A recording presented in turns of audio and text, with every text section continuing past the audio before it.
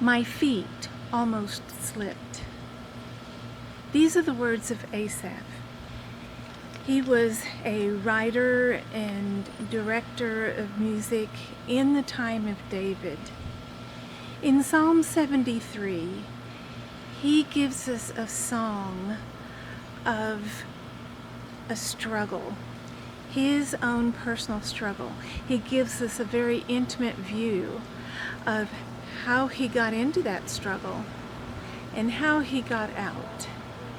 Let's take a look at that and see if we can learn what to do in our times of struggle. Hi, I'm Betty. Thank you for joining me in taking a look at Psalm 73, when my feet almost slipped. It's a very powerful psalm written by, we believe, Asaph, who is portrayed in the Chronicles of the Kings as having things to do with the singing and writing for worship in that time period. In verse 1, Asaph says, "Surely God is good to Israel, to those who are pure in heart." Sounds like a great start. He very quickly transitions to telling us about a very deep, intimate struggle that he had and how he was able to resolve that. He says, "But as for me, my feet had almost slipped. I had nearly lost my foothold." What happened to cause him in his spiritual life to almost slip? I've done quite a bit of hiking. I lived in the mountains of Colorado for a while, and we would go hiking, and there would be a rock slide. Perhaps there would be one that you had to climb up and over the top. It's blocking your way, or you need to traverse that slide very carefully. It was not always my favorite thing to do on those hikes, but I faced it and I did it, and I never did fall. My feet were always secure, but there were times when I felt like this. My feet had almost slipped. Very scary time. This says something about his relationship with God from the beginning, because he is saying, I had the ability to hang in there, and when I met this difficult time, I was able to keep my footing. So let's look at what he says. What is the problem here? He says in verse 3, "For I envied the arrogant." So when did this happen? And he says, "When I saw the prosperity of the wicked." Right there, we've got a clue. He's looking in the wrong place. He's looking at the wicked, and he's looking at prosperity. So that's one of the ways we can be challenged in our relationship with God. In verse 4, he paints a very vivid and accurate picture of what was happening. They have no struggles. Their bodies are healthy and strong. They are free from the burdens common to man. They are not plagued by human ills. They do a lot of wicked things. He talks about they're conceited and they're callous.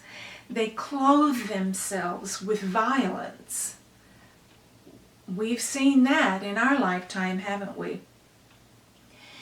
He says they even mock God in saying, how can God know what we're doing?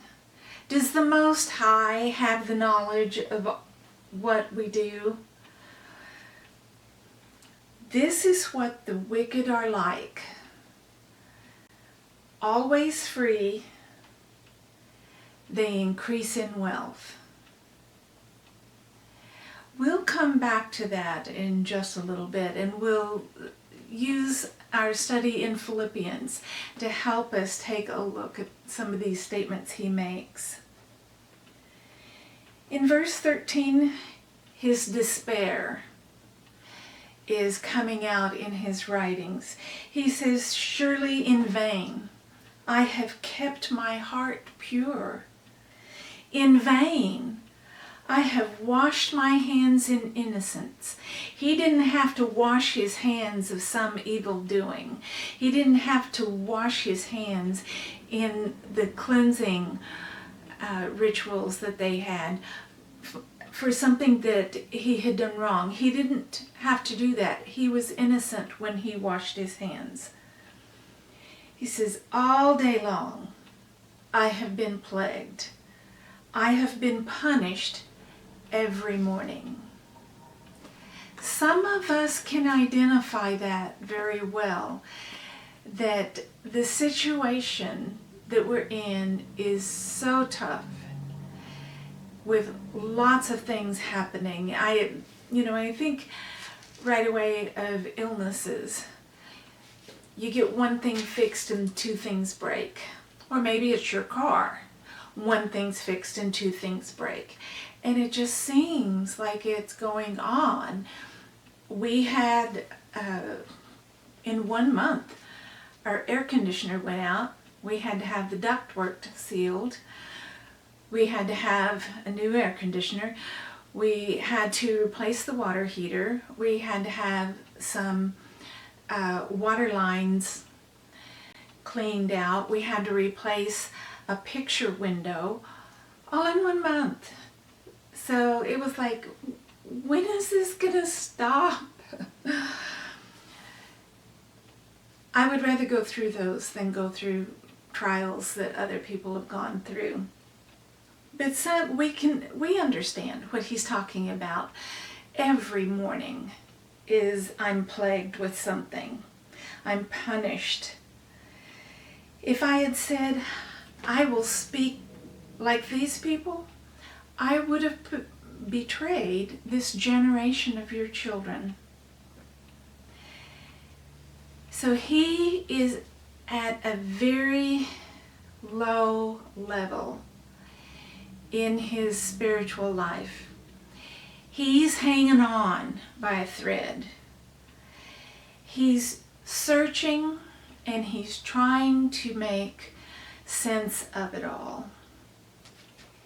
In trying to make sense of it, he says, when I tried to understand all this, it was oppressive to me. We just get to going in circles and we say, well, this, but this, but this, and then this, and I don't understand. I've done everything right and I'm trying so hard. He said, it was oppressive to me until I entered the sanctuary of God. Then I understood their final destiny. Now he's looking in the right place. He's an example for us to follow, to look in the right place. He said, surely you place them on slippery ground, you cast them down to ruin. How suddenly are they destroyed, completely swept away by terrors. They're like dreams that just vanish when you wake up. He understood that their destruction was coming. and he knew that he had something better. In verse 21, he says, "When my heart was grieved and my spirit embittered, I was senseless and ignorant. I was a brute beast before you. I was an angry animal before you." So he says that he had done everything well and everything right, but yet here he's showing that he had reacted badly, humanly, to this period of time. What kind of a change is he making? In verse 23, he says, "Yet I'm always with you. You hold me by my right hand. You guide me with your counsel. And afterward, you will take me into glory." Let's take a minute and compare the wealth that these evil people had been accumulating, and they're going to lose it all, many of them in their lifetimes. Let's compare that with going into glory, being in heaven, being with God, being in an all good existence. That is far more than what they are having on earth. People don't realize a lot of these people that are making money with evil, God gives people the abilities, some people more than others, to make money. So not everyone is evil. I'm not saying that. Not everyone who makes money and has wealth is evil. But these that he's talking about, they are making money in evil ways. But when you're evil, you've always got to be looking about to see who might be coming up behind you to slit your throat, or who might be trying to take over the empire that you've developed, or which child might be kidnapped and held for ransom. It's not an easygoing thing. You've always got to be on the look, so it's not what it seems to be.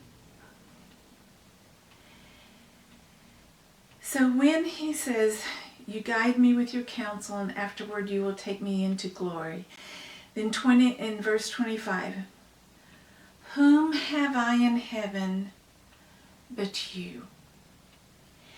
And being with you, I desire nothing on earth. My flesh and my heart may fail, but God is the strength of my heart and my portion forever.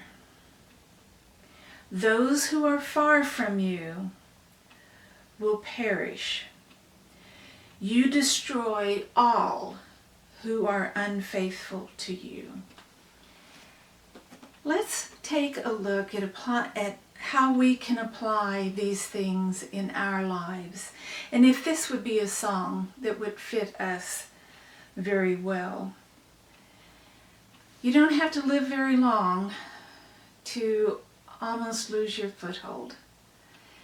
There are times when we just don't know what to do. Sometimes we've overextended ourselves and we are too tired or too overcommitted that we can't think straight. Sometimes our struggles are just very severe.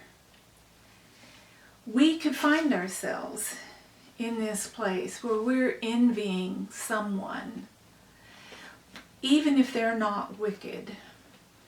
But when you see wicked people prospering, sometimes it just doesn't set very well, does it? We have an amount of jealousy, and that's not good either. The things that he's talked about, that they are evil and they're still being blessed in a way, they've received wealth. But he looks at it in that way that we talked a bit about in our study in Philippians. He says the wicked are always carefree. They increase in wealth. Always carefree. No, the wicked are not always carefree, because their antenna has to be up all the time, watching their back. Sometimes they do get caught and do pay some earthly penance, whether they pay spiritual penance or not. They're free from the burdens common to man. If they've got a lot of money, then they're not having to go out and plant a garden to be able to feed their children vegetables. They may not have to go to some of the most physically taxing jobs that you can imagine. I am grateful for the people who do those jobs. One time I was working at a steel plant in the admin office, and we went out onto the plant grounds to have lunch for a meeting, a town hall meeting, or maybe a holiday. But there was this gentleman that wanted to let me go into the room where the food line was. He wanted me to go in first. And I said, oh no, my job does not require me to get hot or dirty.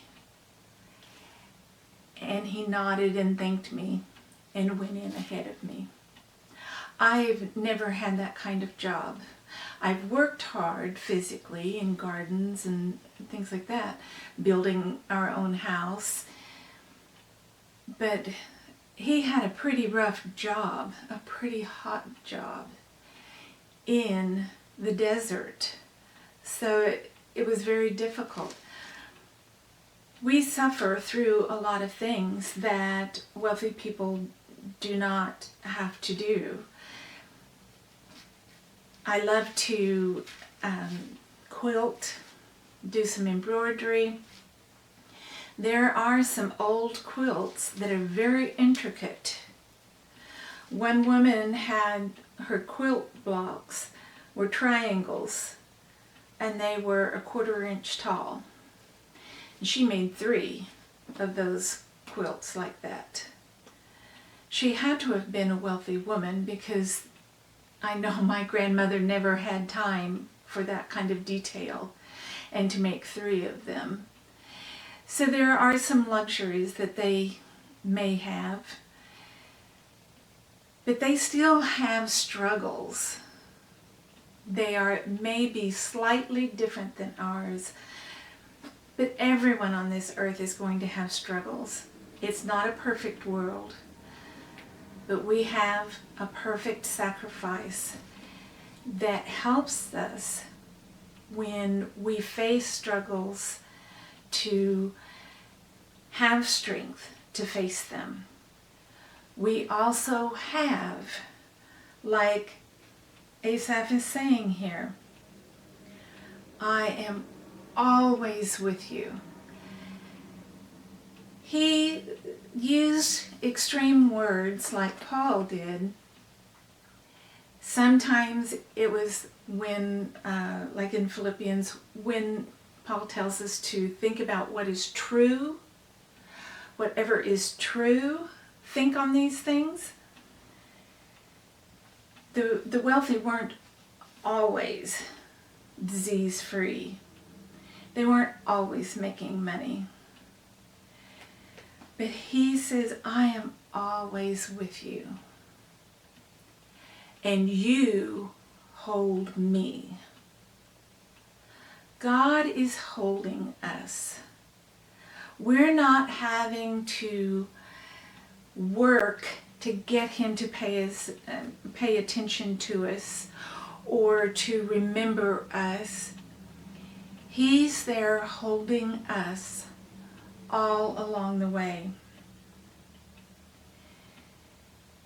It is wonderful the way he brings us through this trial that he has been through. One of the things that I think of that is not reflected in this psalm is how we can lean on others when we have trials. They can help us too, as we need reminders sometimes. We need prayers for strength. We need that friendship. We need kinship in like people who are worshiping God too. They're going through similar trials. Seems to be ebb and flow sometimes, and other times it's just one trial after another. But we can lean on each other to keep us pointing toward God. Let's be looking in the right place. Let's help our brothers and sisters in Christ look in the right place. At the very end, he says, but as for me, it is good to be near God. I have made the sovereign Lord my refuge. I will tell of all your deeds. When we need a break from our trials, and we can't take the time away from an illness or something, we have to stay immersed in that. Go to God as your refuge. If you would like to share some of the things that you do when you go through a period of time like this where you just don't understand why things are happening to you when they're not happening to someone else, we need to remember that Christianity is not something where I did this good yesterday, therefore today I shouldn't have to suffer anything. Well, that's not what it is. We don't gain points, or we're just gaining heaven. We're gaining a relationship with God who will take us to glory. If you have something like that you've been through, would you share with us how you found your way out of it? If you haven't found your way out of it, please share your struggles. Maybe someone will be able to comment and give you some encouragement on that. As always, I appreciate the time you spend with me on these studies. It helps me be able to get the word out to more people if you like, share, subscribe, comment, and there's another one, and I don't remember what it is. But let's all work together on getting the word out. Let's cultivate our faith together.